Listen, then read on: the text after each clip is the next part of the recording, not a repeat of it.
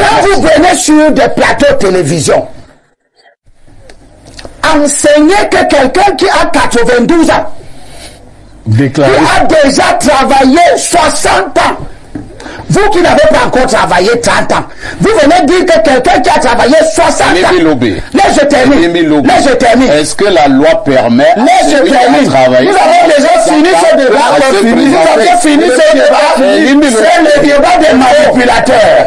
Parce que l'Église, quand elle a parlé, finalement, est-ce que nous devons respecter en République? C'est la loi ou bien c'est la Bible? Deux choses à respecter dans une République. Oui. La loi, et au-dessus de la loi, la morale.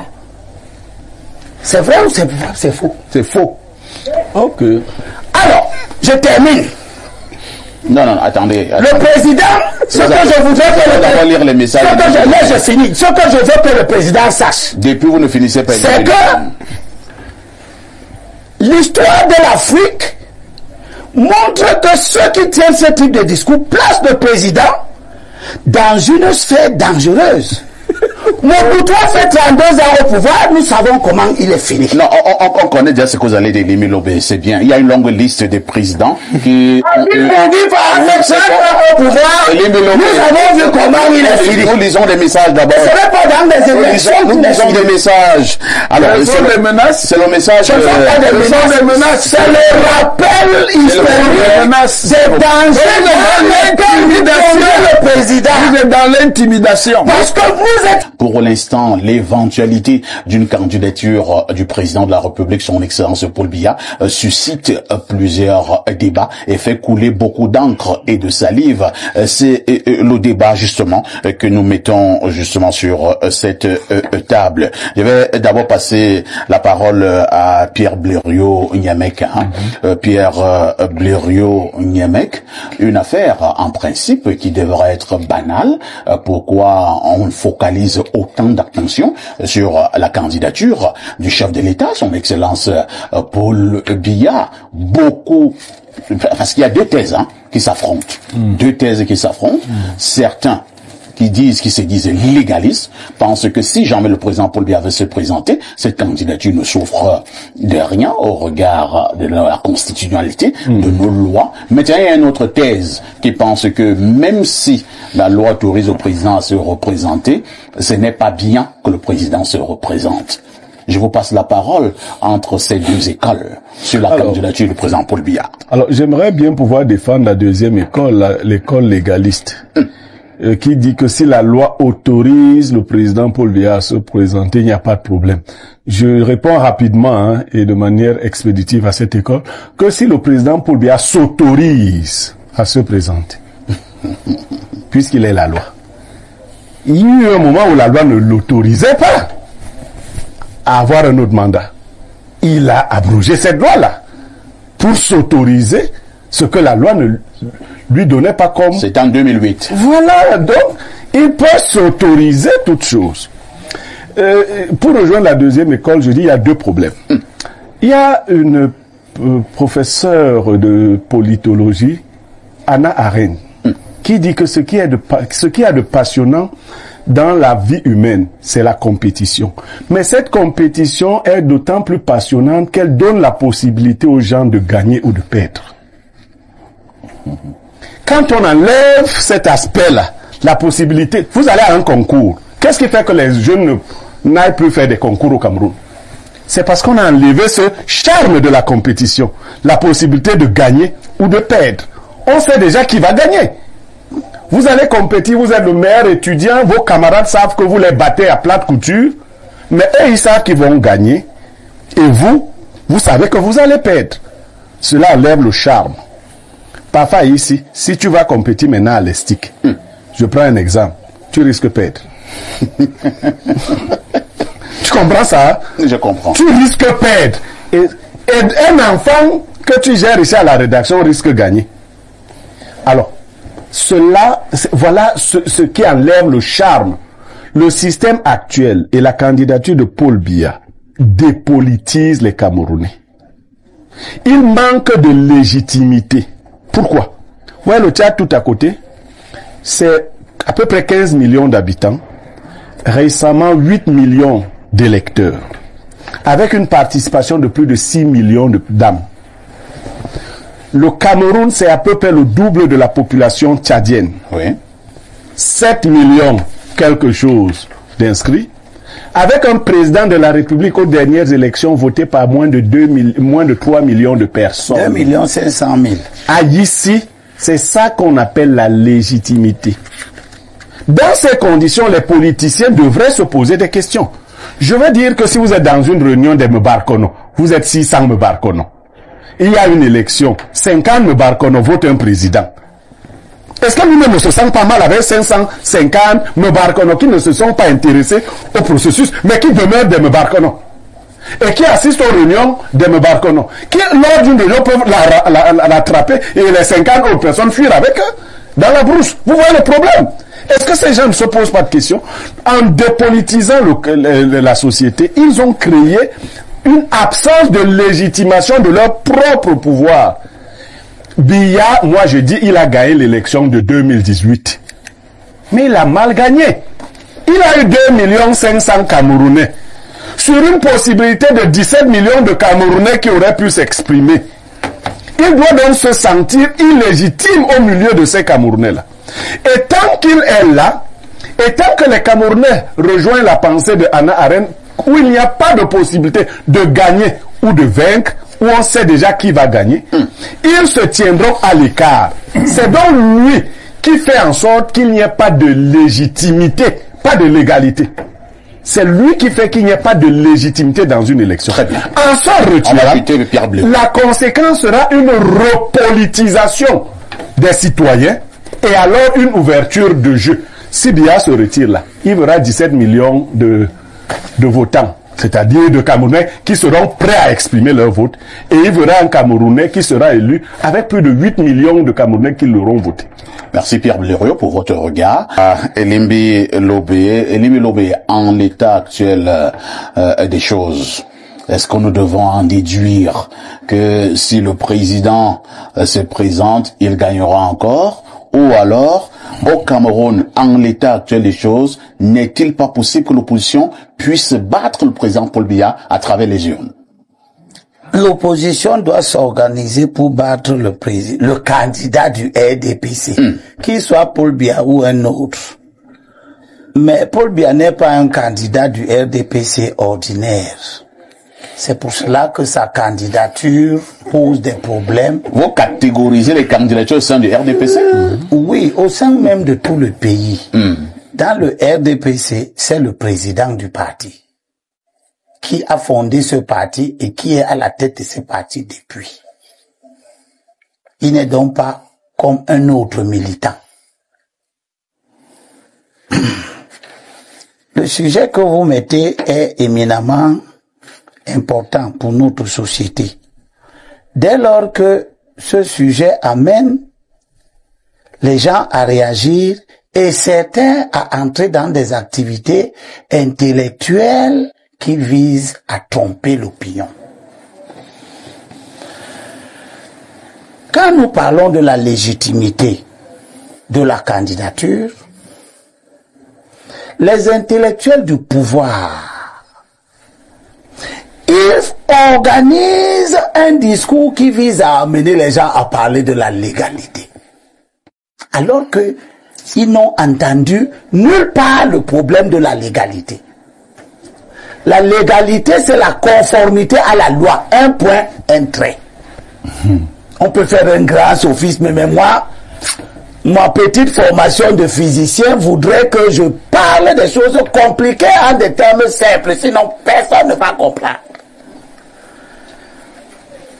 J'ai ici la définition de la légitimité selon le dictionnaire juridique. Je suis sur Google. Définition de la légitimité. La légitimité est la conformité à un principe supérieur qui, dans une société et à un moment donné, est considéré comme juste. La notion de légitimité ne recouvre pas celle de la légalité, qui est plus restreinte et qui caractérise ce qui est seulement conforme à la loi. Je termine. La notion de légitimité est contingente de la culture. C'est-à-dire qu'elle renvoie à la culture, au vécu des gens, aux valeurs culturelles qui sont en place. La légalité s'apprécie en fonction du droit positif. Dans le langage quotidien, ces notions sont souvent employées l'une pour l'autre. Ce qui est légal est-il nécessairement légitime? Le dictionnaire a posé la question. Et j'ai gardé pour notre pays ce que disent les Saintes Écritures depuis des millénaires. Paul dit aux Corinthiens, dans 1 Corinthiens chapitre 10 verset 28, toutes choses sont permises, c'est-à-dire la loi. Mais toutes choses ne sont pas avantageuses. Donc, ce qui est conforme à la loi peut ne pas être bon. Toutes choses sont permises, mais toutes choses ne bâtissent pas. Il est donc question ici d'apprécier ce qui se fait au regard de ce que cela peut être profitable à l'élévation des mentalités, à la culture. C'est dans ce sens que je salue Assira. Je te salue. Je te salue parce que dans le corps des avocats, tu apparais comme constituant la conscience morale de ce corps. Et je vous demande de prendre la parole. Prenez la parole pour que ce qui va se faire ne soit pas une question de légalité, parce que le problème de la légalité ne se pose pas. Mais que ce qui va se faire soit de nature pour les générations à venir à élever la conscience de la société. Lémi Lobé, attendez un peu. C'est un peu compliqué ce que vous avez en train de dire. Nous sommes en République. Vous dites que nous devons laisser de côté la légalité. Non, c'est pas ce que vous êtes en train de dire quoi? Laisse-moi plutôt vous dites que le problème de l'égalité. Tu verras ce que c'est la Bible qui est le fondement de la République. Tu verras ce que est-ce que les candidatures sont validées au Cameroun en fonction des écrits bibliques? Non. Les candidatures sont validées en fonction des écrits. Je te dis de la Constitution. Je te dis que dans le code électoral, oui, qui définit les critères très bien légaux d'examen d'une candidature. La candidature du président Paul Biya ne se pose pas. Non, ce n'est pas de ça que je parle. Je veux simplement te faire comprendre qu'au regard de la loi, même un fou peut être candidat au Cameroun. La loi dit qu'il faut avoir 35 ans, il faut avoir vécu 12 mois continuellement, il faut être de nationalité camerounaise, et c'est tout. Et ne pas avoir d'interférence avec les puissances étrangères. Ça, c'est les conditions d'inéligibilité. Donc, un fou au Cameroun qui a vécu pendant 1 an ici, qui a vécu 12 mois ici, qui a 35 ans, peut être candidat. Il y a un fou ici à Efoulan, moi je le vois depuis 2 ans. Toi, parfait à ici, couché sur un lit. Et d'ailleurs, M. Garga Amanadi vient de faire une publication. Lui qui a été 2 fois candidat contre Paul Biya, il dit que même couché sur une civière, Paul Biya sera élu. Ce qui veut dire, d'une part, que lui n'avait donc jamais raison d'être candidat contre Paul Biya, puisqu'il savait que Paul Biya va toujours être élu. Mais ensuite, il dit que l'état de santé n'est pas un critère d'appréciation. Sur le plan légal, il a raison, mais il existe, et c'est ce que la Bible nous dit, que la légalité n'est pas le seul fondement de l'appréciation de ce qui est bon. Merci beaucoup. Je n'ai pas terminé, laisse-moi continuer rapidement en 1 minute. Pour dire aux gens que, comme le recteur, comme les femmes d'Ongo, et les autres. La Bible a aussi évoqué l'existence de telles personnes. Le terrorisme intellectuel. Elle dit, intimider les gens. Elle dit dans 2 Timothée chapitre 4, verset 1 jusqu'à 4. Ça c'est pour le recteur. Oui, c'est le terrorisme intellectuel. Pour le recteur. Et pour les gens qui le terrorisme ici. Terrorisme intellectuel. Voilà. La Bible dit. Lis-nous ça. Je t'ordonne, c'est Paul qui parle à Timothée. Je t'ordonne solennellement devant Dieu et Jésus-Christ, qui doit juger les vivants et les morts. Et par sa manifestation et son royaume, presse la parole. Fais-le en instance en époque favorable, fais-le avec insistance, en époque favorable, en époque difficile, reprends, reprimande, exhorte, avec toute patience et avec l'art d'enseigner, car il commence à nous parler. Il y aura une période où ils, au pluriel, ne supporteront pas d'enseignement salutaire, mais selon leur propre désir, ils accumuleront des enseignants, comme celui-ci, des enseignants. C'est une mise à l'index. Pour eux-mêmes. C'est de l'inquisition que vous faites. Ils accumuleront des enseignants pour eux-mêmes. C'est une d'inquisition. Des enseignants pour eux-mêmes. Pensée réactionnaire. Afin de faire agréablement caresser les oreilles. C'est une pensée d'inquisition. Et ils détourneront leurs oreilles de la vérité.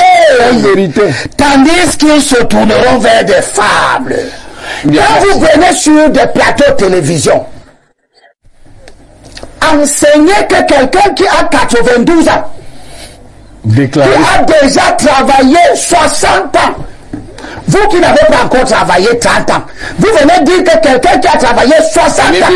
Là, je termine. Est-ce que la loi permet de travailler? Nous avons déjà fini ce débat. C'est le débat des manipulateurs. Parce que l'Église, quand elle a parlé, finalement, qu'est-ce que nous devons respecter en République? C'est la loi ou bien c'est la Bible pour deux choses à respecter dans une République. Oui.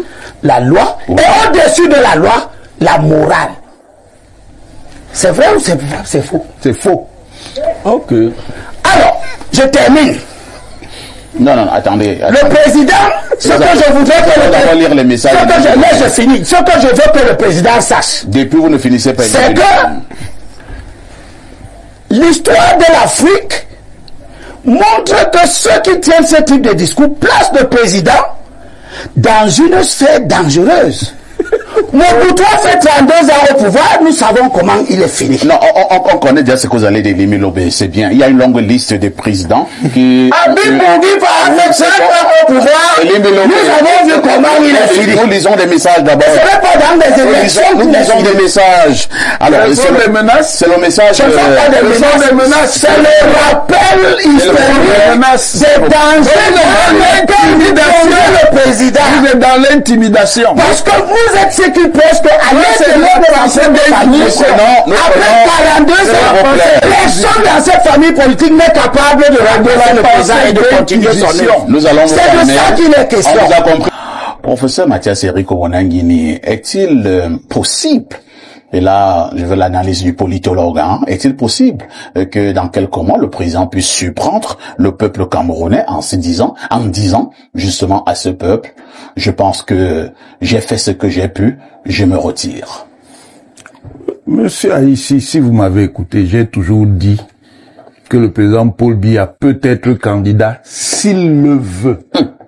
Ça veut dire que s'il ne le veut pas, il ne sera pas candidat. Mais c'est une lapalissade. Maintenant, c'est facile de dire que c'est une lapalissade. Pourquoi c'est compliqué si c'est une lapalissade? Monsieur Haïssi, si je mange, je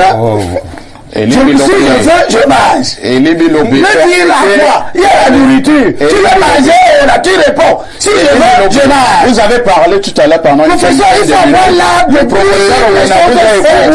vous m'empêchez de puisque vous avez raison, vous m'empêchez de parler. Le président ou de toi, vous m'empêchez de parler puisque vous avez raison. Laissez-moi parler. Et on constatera que je n'ai pas le monde a droit à la parole ici. Voilà pourquoi nous parlons de libre expression. Tout à fait. Je dis, il faut éviter l'imposture. L'imposture, et je le maintiens, c'est de dire que la légalité n'est pas une forme de la légitimité. Non, c'est pas automatique. Ça. Monsieur Monod, c'est un faux débat. Ou alors vous avez appris la science politique. Mais on n'a pas appris la science de la loi. On parle de la loi. Vous n'avez pas appris la science politique. Je suis désolé, monsieur. Non, vous m'avez dit tout à l'heure que vous êtes physicien. Moi, je suis général. Et les Milobé. Pourquoi vous m'empêchez de parler? Comment? Je répète. Oui. La légalité est une forme de la légitimité. Si la légalité laissez-moi parler. Quand vous parlez, je vous interrompais. Et sur le plan linguistique, légitimité et légalité ont la même racine. Ça veut dire que ça se rapporte à la même chose. Quand il y a donc des conflits de légitimité, qu'est-ce qui tranche? C'est la loi. C'est-à-dire quand les Camerounais, dans votre logique de manipulation, vont se mettre à se battre. Oh, Paul Biya doit être candidat. Non, Paul Biya ne doit pas être candidat. Il faut bien qu'il y ait une instance d'arbitrage. Et c'est la loi. Et c'est la loi. C'est une fausse piste à laquelle tu nous embarques. C'est la loi. C'est une fausse piste. La loi n'est pas contestée. La loi n'est pas contestée. C'est de l'ex. La loi n'est pas contestée. Monsieur, vous laissez-moi parler. Je vous en de débat. Personne ne parle de la loi. On parle de la loi, monsieur. Non. La loi est le principal de la légitimité en République. Ce n'est pas la Bible qui est le critère de la légitimité de la conformité de cette candidature. La légalité est Nous n'allez pas manipuler les Camerounais. Parce que pour finir, monsieur Aïssi, c'est comme si on devait jouer la finale de la Champions League. Oui. Real de Madrid va jouer contre Dortmund. Et subitement, les gens décident que soit Mbappé, soit Vinicius ne peut pas jouer. Vous trouvez que ces gens sont sérieux? Mais Mbappé et Vinicius sont jeunes, hein? Merci bien. On parle du caractère indispensable. On parle du caractère indispensable de 12 monde collectif. Tout le monde va dire que oui, d'accord, mais on a compris. On va jouer de 92. La parole avec c'est la peur, faiblesse qui dérange. Le coup d'état, la parole. C'est le terrorisme intellectuel. Le fait que le président Paul Biya soit candidat, est-ce que c'est une bonne chose pour le peuple camerounais ou alors c'est une mauvaise chose? Déjà, parfait, il faut préciser que le problème posé ces derniers jours n'est pas porté par l'opposition, le parti d'opposition. Ces derniers jours, on a suivi les leaders des formations politiques de l'opposition. Le professeur Maurice Kamto n'a jamais dit que la candidature de Paul Biya gêne son parti politique. Cabral Libi n'a jamais dit que la candidature de Paul Biya gêne son parti. Tomaino Damjoya n'a jamais dit cela. Le problème est porté par les acteurs sociaux, qu'on peut qualifier d'acteurs de la société civile. Le problème a été alimenté davantage par les évêques. Monseigneur Cléda, l'évêque de Ngaoundéré et celui de Yagua. Après, on a eu la sortie de la conférence épiscopale. Donc, il faut déjà préciser à l'endroit de nos téléspectateurs que ce ne sont pas les opposants qui posent le problème. Ce sont les acteurs de la société civile, sauf si a établi des connivences entre la conférence épiscopale et les partis de l'opposition. Est-il possible que les évêques soient manipulés? Je ne crois pas, sauf à donner trop de pouvoir au professeur Maurice Kamto ou à Cabral. Moi, je n'ai pas parlé, professeur Kamto. Moi, je parle de l'opposition. Je parle de l'opposition, dont les figures de l'opposition. Parce que dire qu'ils ont été manipulés pour agir au nom des si jamais également, docteur Mono, si jamais, la conférence, entre guillemets, c'est pas comment on appelle ça. Non, moi, je parle pas de la conférence épiscopale. Moi, je suis du côté des musulmans. Des imams, oui. C'est la conférence des imams se lève aussi demain. Ici, pour dire que la candidature du président Paul Biya n'a aucun problème. Est-ce que vous allez également accepter ce point de vue des musulmans? Non, les musulmans ne peuvent pas le faire. C'est de leur droit. Mais pour le moment, ils ne l'ont pas encore fait. Par conséquent, on s'en tient. Alors, si les témoins de Jéhovah se lèvent demain aussi pour dire que la candidature de Paul Biya est la bienvenue, vous serez également tolérant? On en discutera le moment venu. Parfait, ce que je voulais juste vous faire savoir, c'est que nous ne devons pas donner l'impression que ce sont les partis d'opposition ou des leaders de l'opposition camerounaise qui demandent en l'état actuel des choses. Je voudrais vraiment aussi avoir votre regard là-dessus. Avez-vous l'impression que cette opposition camerounaise ou ces oppositions soient véritablement à même pour l'heure d'affronter une véritable élection? Est-ce qu'elle est prête, l'opposition, ou alors elle se focalise à parler des choses entre guillemets par moments inutiles? Est-ce que vous savez que si on organise une élection libre et transparente au Cameroun, quel que soit le candidat qui sera en face, Paul Biya sera battu? Ah bon? Oui, j'ai dit bien quel que soit, parce que le problème ne se situe pas au niveau de l'opposition d'un parti X. Le problème se situe, comme je l'ai toujours dit, entre les en bas d'en bas et les en haut d'en haut, c'est-à-dire le bas peuple et les jouisseurs. Lorsque vous essayez de voir ce qui a été fait au niveau de la loi des finances, avec la pression fiscale, avec l'inflation qui ne fait que grandir, avec des situations sécuritaires non maîtrisables depuis des années, si on prend par exemple le cas du NOZO, le dernier rapport d'International Crisis Group qui date de 2020 parlait déjà de près de 6000 morts. Alors, dans ce genre de situation, est-ce qu'il est possible qu'un peuple qui est vraiment libre, qui s'exprime librement, puisse apporter son soutien à un ordre dominant qui totalise autant de contre-performances managériales?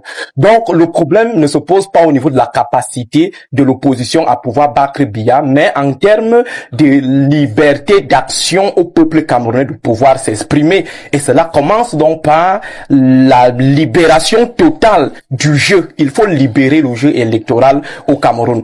Paul Biya nous a fait savoir l'autre jour qu'il n'avait jamais entendu que la coalition de l'opposition a eu à déposer des propositions chez lui à la présidence de la République. Ça veut dire qu'il ne regarde pas la télé, il ne suit pas les médias de manière générale, lui dit qu'il n'a jamais. Et entre-temps, si on tombe donc d'accord que Biya était sincère sur ce coup, sur sa parole, est-ce à dire donc que il y a des dossiers de la nation, des grands dossiers de la nation qui peuvent disparaître soit au niveau du courrier, soit au niveau du secrétariat général de la présidence de la République, soit au niveau du cabinet civil. Et entre-temps, que fait donc Biya lorsqu'il apprend qu'on lui a caché un dossier aussi important? Donc, il faut dire... Il a certainement donné des instructions. Non, il a dit à Tomaino Damjoya, à en croire le communiqué qu'elle a eu à produire, qu'il n'a jamais eu vent de ce genre de courrier au niveau de son service. Merci, docteur. Jamais, pourtant, on en a parlé au niveau des médias.